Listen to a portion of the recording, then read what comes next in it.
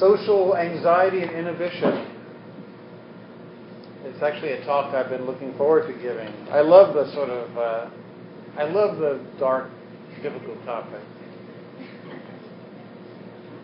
Talking about fear, misery, depression, anxiety, inhibition. It's also great for a Dharma teacher. I'm just going to start out. Human beings have different needs, groups of needs that need to be met for us and need to be met. Needs that we, I can't figure out a way to put this sentence without using the word need again. All right, we have needs that need to be met.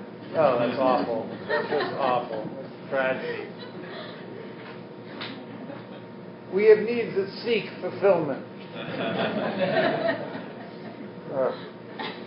Should have worked on that one more. All right, so we have needs. The most basic is, of course, physical survival, and the brainstem, autonomic nervous system, the basic core emotions of fear and anger are tied up to this core set of needs, which basically make us fight, flight, or freeze given any kind of threat.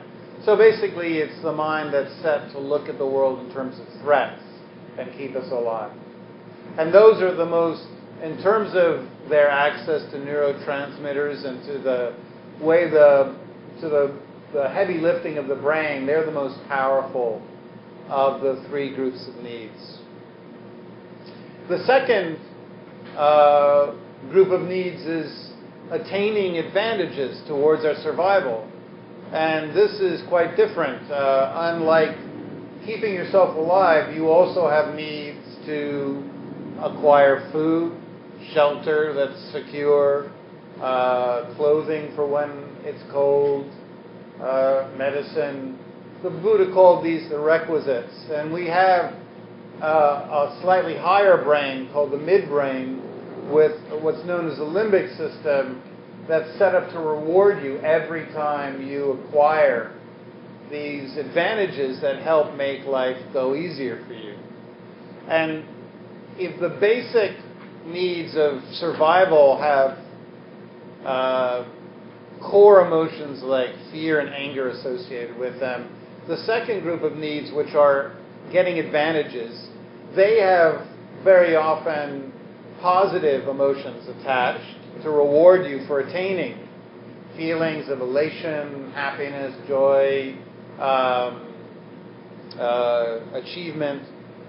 Those are what floods the brain with the release of dopamine every time you get something that makes your survival seem a little bit like it'll go easier. So the third set of needs is for what's called attachment. It wasn't until the work of the great John Bowlby in the 1940s and 50s that people even knew that infants had a core instinctual need to attach, not just to get food, not just to get security, but we also have a need to connect with other people because we are human beings and human beings are pack animals. And the way as a species we got our great advantage, the thing that we're programmed to do from literally in the first days of life, is to seek visual connection first, touch, connection through sounds, connection through proximity. And why do we need these? Why do we have such a strong instinctual requirement, instinct for attachment? Well, it's through attachment that human beings learn, one, to become safer. Human beings we don't run fast. Many of in the wild, our predators would be able to outrun us. We don't climb trees particularly well. None of us are good at digging holes and jumping into them.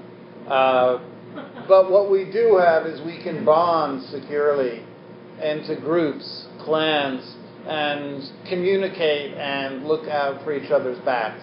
And so finding people that you feel safe with and bonding with them so that you won't have to always be on guard and in defense and constantly feeling threatened is a core human need.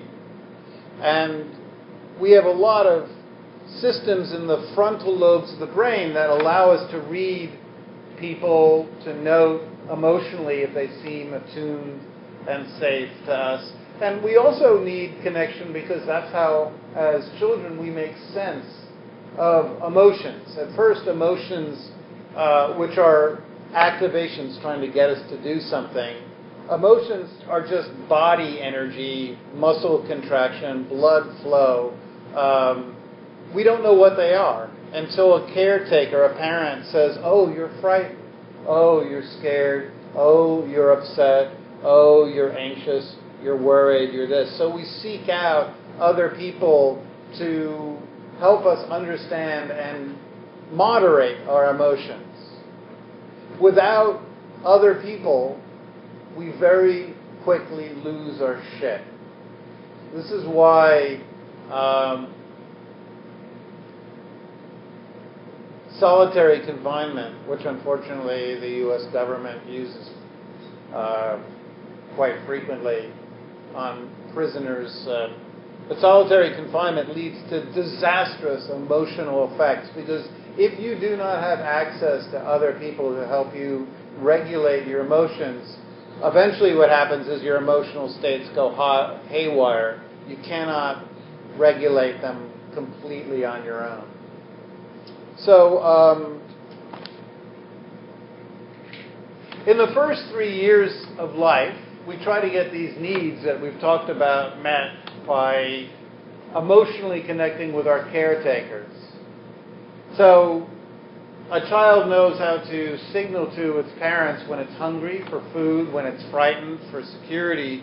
But what about that third set of needs when it needs just emotional connection, soothing, just an ability to exchange glances and have the parent mirror its emotional state?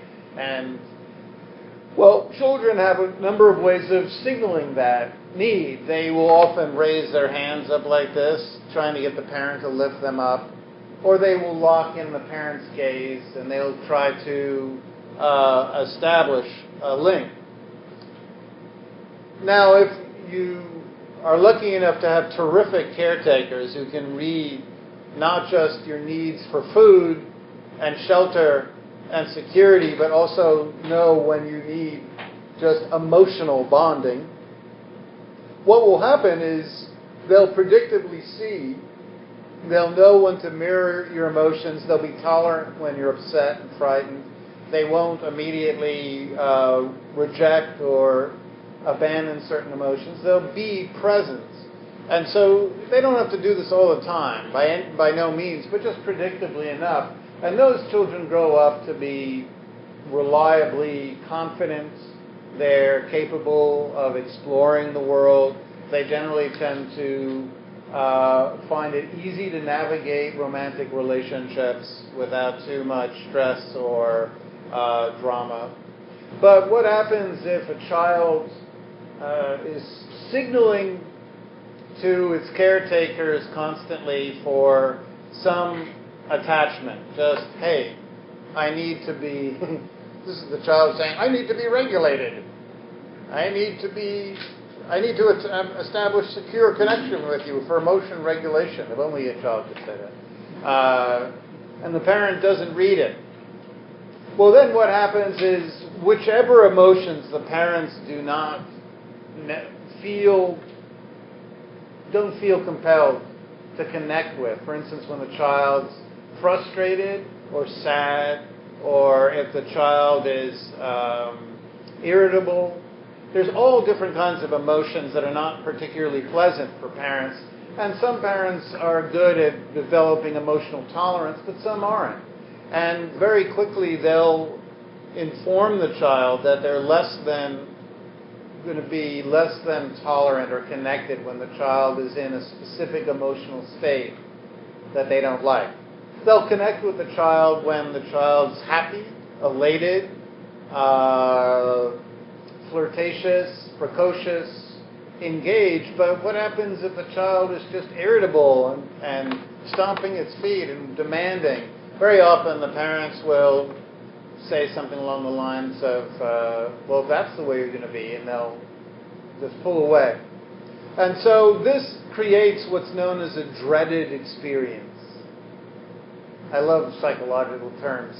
And dreaded experience is such a dry way for saying for children, holy shit, my parents just abandoned me.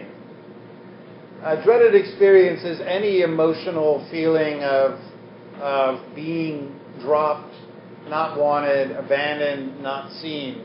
And as a child, we're completely dependent on our caretakers. That's how we survive.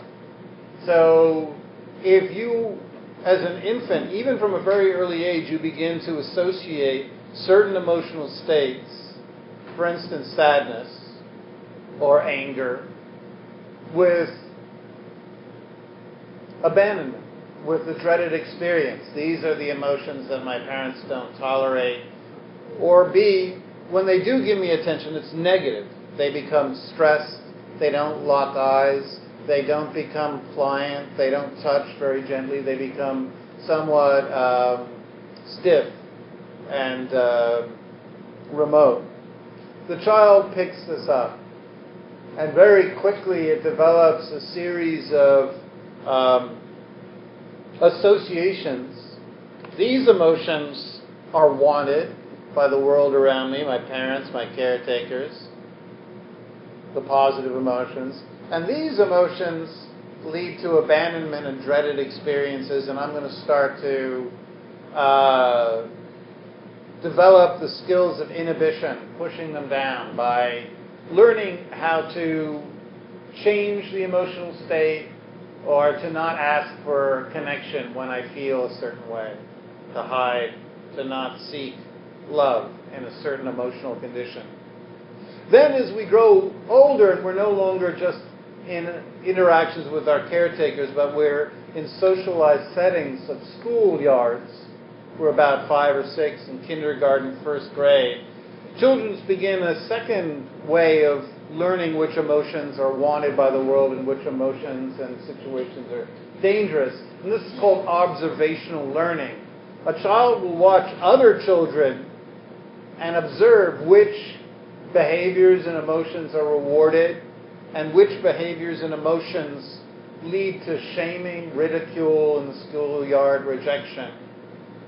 I grew up in, well, I wouldn't say extremely homophobic times, but they certainly were fairly homophobic in the 1970s in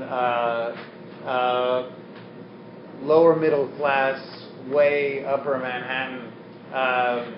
It was not a particularly welcome place where young boys would reveal feminine characteristics and be rewarded for it. So that's an environment where you would learn very quickly to begin to conceal very authentic behaviors and impulses because you'd see that it would lead to disastrous results. And likewise, young girls learned which behaviors were rewarded by their peers and which behaviors lead to shaming, rejection, abandonment. I think you get what I'm referring to. So by the time we wind up as young adults, we've developed a vocabulary or a working model in the mind of which emotions are safe, which impulses are safe, which situations in life are safe, and which situations, which emotions, which impulses very often lead to rejection, abandonment, shaming, ridicule. So, how does this play out? Well, we have, as human beings, again, this need to connect with others. But very often, when we feel this need to connect, the emotional state or the situation that we're in or the impulse will feel dangerous, because earlier in life, when we've had that impulse to connect when we're sad or when we're angry or when we feel lonely or when we feel vulnerable, those very same situations earlier in life led to disastrous interactions with our peers or even earlier with our caretakers.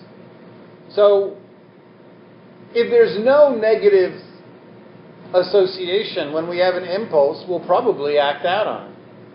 But if there is a negative association from the past, the third part of the cycle is what's known as inhibition. So, if you have a negative association where you have an impulse, for instance, you've gone to a new line of work, and you're in the first day, and everybody's strange, and first, your brain is in what's known as Vigilant Mode, because you're checking out to see if you're safe. But then, suppose previous times in life where you were amongst complete strangers in a schoolyard 20 years earlier, 30 years earlier, when you were the new kid at school, you experienced a lot of hazing, shaming, ostracization. You felt punished by the other kids.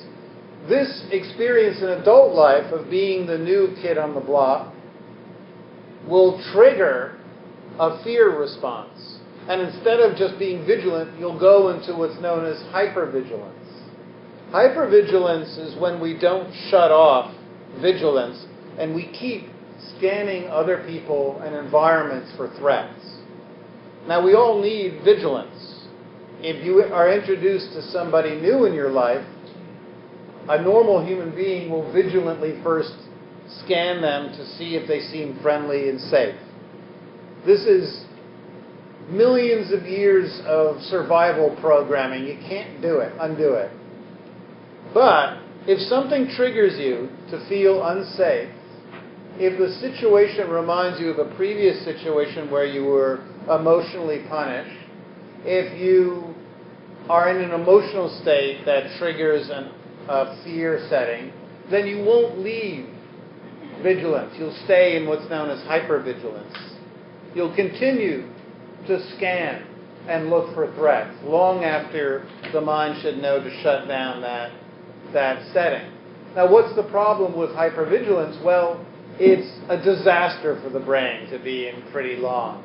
It uses up all the dopamine, the adrenaline, cortisol. It keeps you completely caught up in trying to read other people's expressions and figure out what they're thinking. And it completely drains you of any ability to be authentic, spontaneous, funny, charming, your normal, wonderful selves. Another thing it'll do is it'll contract your stomach. It will make your blood start pumping harder. Your breath will start beating, you'll breathe rapidly, especially the out-breath. Self-conscious thoughts will often arise. That's another, besides hypervigilance, trying to read other people's expressions and trying to figure out if people like us again and again and again and monitoring them. We'll also have self-conscious narration. Why am I doing this? Why aren't I funny here? Why am I staring? Why am I standing this way? Why am I looking this way? Why am I sweating? Why am I... And of course, if you're in both hypervigilance and self-conscious narration, you've completely lost any ability to make a secure connection with anybody. Because when we're in that state, we look insane. We either look insane or we look very frightened. We're very frightened, and that there's nothing more mean-looking than people who are frightened. The facial gestures and the look. If you've ever seen somebody who's terrified, they look fucking frightening.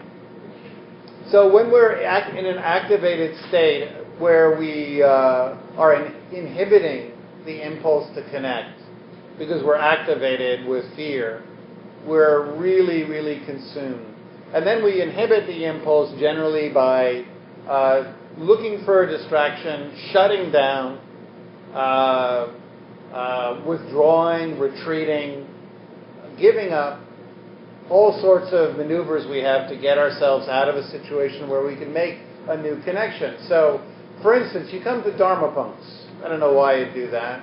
Weird-looking teacher and all these strange people sitting around meditating, but you have. You've come to Dharma punks, and you might not know other people, and you might see somebody there who looks pretty cool. You're like, oh, that person looks pretty interesting. But maybe the last time you were in a new setting and you tried to reach out and introduce yourself, or at some point in your life when you've done that in the past, or you felt a little isolated and you didn't know people, you've associated that emotional state and that circumstance with rejection. So suddenly the urge to say to the person sitting next to you, hey, I'm new here, my name is blah, blah, blah. Suddenly that impulse to connect is met with, oh, and then they probably know what they're doing, and they know everybody, and they probably will think I'm irritating, and I don't know why I need to. Most people, they don't need to introduce themselves. I don't even know why I'd have that thought. So we become filled with hyper vigilance and self-consciousness, and then we quash the thought, and then we don't reach out and connect. And of course, every time you put the need to connect in competition with fear, fear will win every time. Because fear is a base core survival need. Attachment in the survival schemes always comes second. This is why when we're in an activated state, when friends try to cheer us up and be our cheerleaders, and say, oh, you'll do fine. I know you have to give a speech, and the last time you gave a speech it was a disaster, but you'll be fine. You'll just get up there. You'll be charming. And you go up there. Because reason, cognitive thought, is in the forebrain. Fear is in the brainstem. And guess which one gets to control all of your autonomic nervous system, your bowels, your stomach, your breath, your sweat glands, your attention? Yeah. It's the fear mechanism. So trying to talk somebody into being calm when they have social anxiety won't work. You're going up against all of human history. All of human history is like, last time I was in this situation, I felt like I wasn't going to survive. I don't want to do anything. I just want to shut down and crawl away. Maybe they won't notice. And just the frontal lobe is like, but maybe we could say hello. Nah, fuck this. Fuck this shit. This ain't happening. No fucking way. You start sweating. You know, you can get all kinds of, symptoms. So,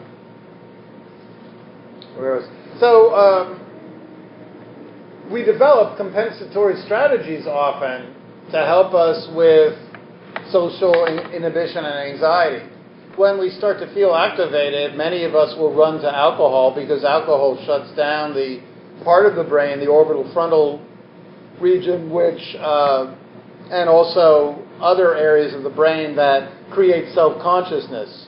So it's basically a Band-Aid, because while some of the body's activated, we're basically numbing just one, we're trying to numb the self-conscious part, and then alcohol, unfortunately, it numbs also your motor coordination, speech, your ability to predict long-term outcomes for your actions.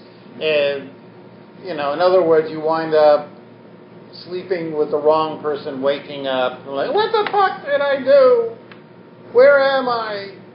Holy shit, my head hurts. All in the name of getting a little relief from social inhibition. It's not, if alcohol came with the warning labels that drugs came with, it would go on forever. It really would. The first page and a half would be what it does to your liver. And then it would say basically this will work for a short period of time, then you'll need more and more and more and more, and the results will be shorter and shorter and shorter, so you'll need to consume more and more and more, and eventually you'll be taking actions that you regret. Would you take any medication that said that? I'm not saying that, alcohol is bad for some people. I'm simply saying that as a use for overcoming social inhibition, it will not be a reliable tool. Likewise, instead of some people don't use alcohol, which is which basically deactivates parts of the brain, and instead they go a different route, which is called cocaine. Cocaine is a dopamine releaser that makes everything you say sound so great. Holy shit! Did you see? I don't know what. Breaking Bad's last season was the greatest thing ever. I love that show. Oh, you love that show. I love that show too. We're so great. I love you. I love you too. And the next day, you're like, I don't know why I told that person I loved them. All I said was that I love a show that everybody loves. But cocaine will make anything sound terrific because it's flooding the brain with dopamine, much like speed, crystal meth will as well. Again, just like the alcohol strategy, you'll habituate quickly, and you'll need more and more, and the results will be less and less. And as a long-term strategy for working with social inhibition and anxiety, it doesn't work. Finally, probably the most popular way that people try to compensate for social inhibition is through attaining power, status, money, fame, recognition. There's a study that shows the more that people attain power, the greater relief at first they feel from their social ambition before it returns again.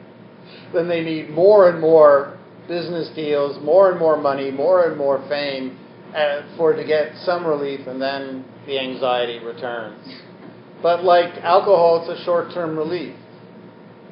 For a while, when people get a big bonus or get a promotion or achieve some kind of status or approval from others, they feel permission to act out on their impulses without the worry, the attendant worry and triggering an anxiety that causes inhibition. Of course, that relief is very, very short because the key underlying conditions that have created the fear mechanisms were planted very young in life, as we've seen. And so these compensatory strategies, they tend to only be very short-lasting. However, you'll be glad to know that if that's all I had, it would be pretty depressing talk, right? So we're fucked. No. Actually, there are tools and that are reliably useful. We'll go over some of them. The first is when we're in an activated state, a fear-activated state, when we have an impulse to connect with other people, to interact, but we become anxious. If we try to talk ourselves into being calm, we've already discussed that won't work because the fear mechanisms are far stronger than the logic. But what we can do is we can bypass the whole logic bit and actually go into the body manually.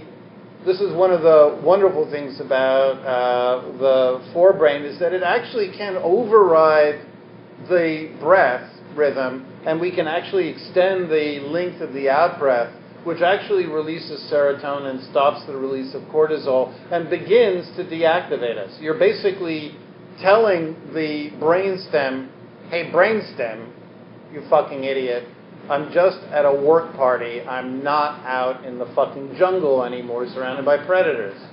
And the brainstem's like, what? They look pretty fucking scary to me. And you're like, well, guess what? I've just overrun. I don't know why I'm like, anyway. So in my cartoon where you're talking to your brainstem, you're telling your brainstem, well, I've overridden the out-breath, I've made it longer, I've relaxed the stomach, so I'm informing you directly that nothing is going on. And the brainstem will actually follow along. This is why when people have panic attacks, the first lesson has always been to get them to breathe. It's not just because focusing on the breath pulls their awareness away from the thought that's triggering them. That's one reason why it works. But it particularly works because it's overriding the autonomic nervous system and triggering the vagal vagus nerve to tell the brain everything's okay. It's actually an evolutionary trick that we can do to basically deactivate ourselves. People theorize that the reason why human beings have so many positive emotions, more so than most animals, is because positive emotions are other ways to deactivate you when you're activated by fear. A second approach is when we're in hypervigilance, when we're locked in trying to read people's expressions, tones of voice, figuring out again and again if we're about to be rejected, if people are about to judge us, what people are thinking about us. It's important the Buddha talked about sensory clarity, which means essentially read the other environmental cues around you to remind the brain, one, that you're safe, and two, that there's more stimuli going on around you than just the facial expressions of the person you're talking to.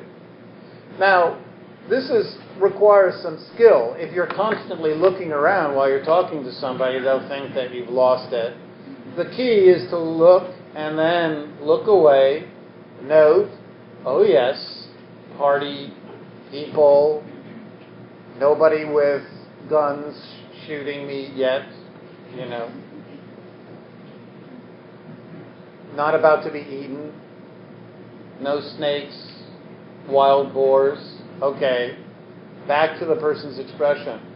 Literally, hyperventilation will stop the more you override its tendency to lock you in to the facial expression of someone else and try to read their expressions. But you have to manually override. If you don't manually override your attention, the right hemisphere will control it, and you'll stay locked in trying to read what they're thinking. And the more you're in hypervigilance, the more you're trying to read other people's thoughts and expressions, the less you'll be authentic, spontaneous, funny, charming, whatever. Because you're using up the part of your brain that reads other people's expressions. It's called the fusiform gyrus. It uses up all of your fucking neural resources. Fusiform gyrus, Fusiform Gyrus. It's actually the fastest working part of the brain. Because it's the fastest working part of the brain, the part that allows you to read other people's expressions, it's also the part of the brain that uses up the most energy. So if you're in a job all day long where you have to read people's expressions, it's the most mentally exhausting job you can have. The next is incremental exposure. This is what, if you go to cognitive behavioral therapy for social inhibition, this is what they'll tell you to do. But it's a trick as old as Buddhist practice. It basically goes like this. Make a hierarchy in your mind of situations where you feel most scared to the ones where you feel the most confident. In the situations where you feel the most confident, practice talking about emotions that you generally don't reveal. So if you feel, for example, confident and comfortable at work with somebody, talk about a difficult emotional state. By doing that, you'll be able to move into more and more risky situations and talk more openly and authentically. Likewise, you can use really safe topics in more challenging circumstances. But don't try to talk about vulnerable, risky emotions in unknown, unsafe circumstances. Because guess what you'll do? You'll activate yourself.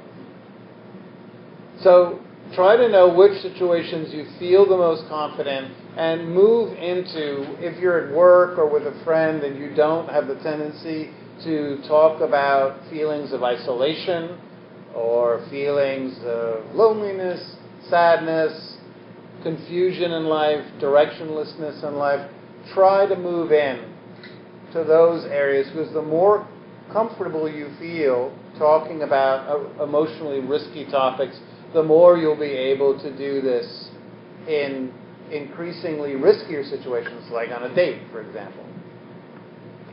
Although nobody does this on dates anymore. I talk to my young friends who actually date. They go out there in the world and they date. Or actually, that's another word for hooking up. Nobody actually dates anymore. They hook up. And there's very little emotional exchange happening. People have this thing, Tinder. I sound like I'm ancient now. They swipe. It's like swiping through a catalog on, Amazon. Oh, I don't know about that one. Oh, I don't know about that one. Oh, that one looks good. And then they go, they tell a few jokes. If the person thinks they're funny, they get laid. Thank you for doing business with me. I'll see you later. That's my take on modern love.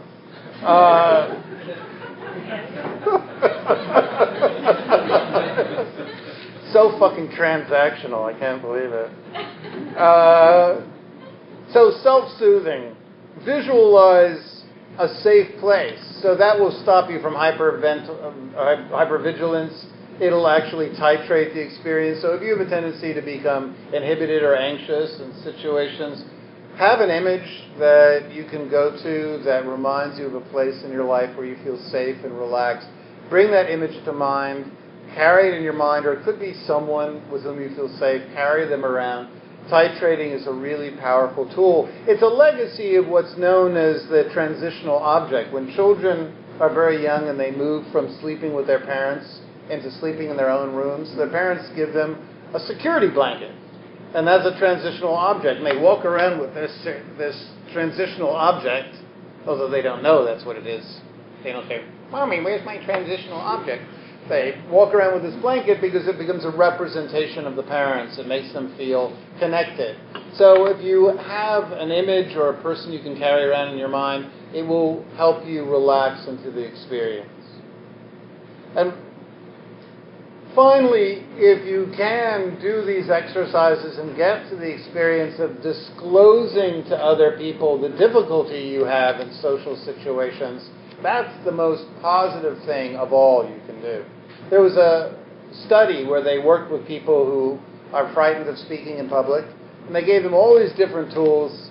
And the one tool that was the most effective, beyond titrating, beyond working with the breath, beyond all the other, bringing a friend and talking to the friend, the one thing that worked most of all was when people went up and in front of people, when they were nervous speaking in public, they would simply say, "Hey, this fucking makes me fucking nervous." Maybe without the F-bombs, but they'd say, "Hey, this is something that makes me nervous." When you stop concealing the fear and acknowledging it, it creates the most authentic connection, and it alleviates the fear activation.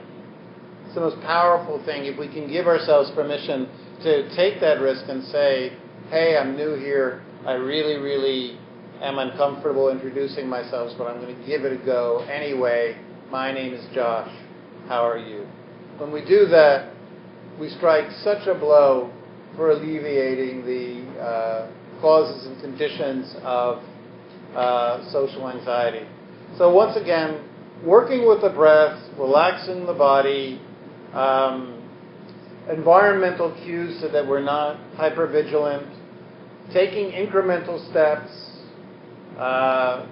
having a visual image of somebody or place we feel safe, carrying it in mind, acknowledging the fear. These are the tools that actually help alleviate social anxiety and inhibition in the long term. I hope there was something of value. I thank you for listening, and now we have time for a couple